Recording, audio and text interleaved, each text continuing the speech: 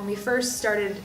contemplating moving to East Africa to do missions, I think we had the perspective that most Western missionaries probably have, and that is that Africa is this great big mission field in need of the gospel, and that we have been privileged to be entrusted with the gospel and to be able to bring the love of Christ to those who don't have it and see lives and communities transformed. And so we came with that love of Christ in our hearts,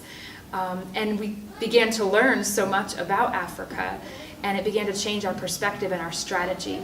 And what we learned was that the church is strong here. There's been massive revivals over the past century where millions and millions have come into the kingdom. God already has a call upon the Church of East Africa, upon the young adults here.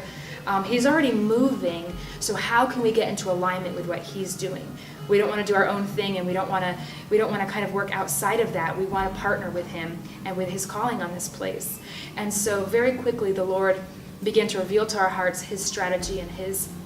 purpose for us here, and that had to do with serving the African missions movement. It had to do with going low and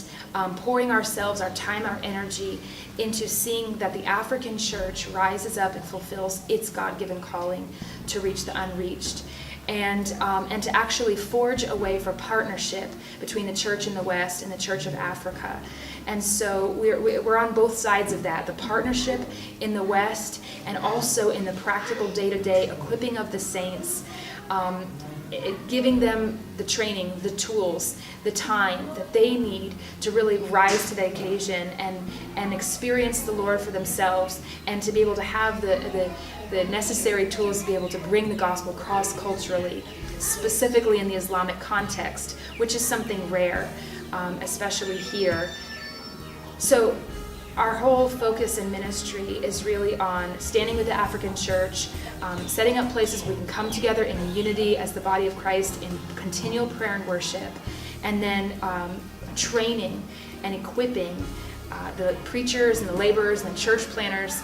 from the indigenous places here to go to the unreached and propelling them cross-culturally.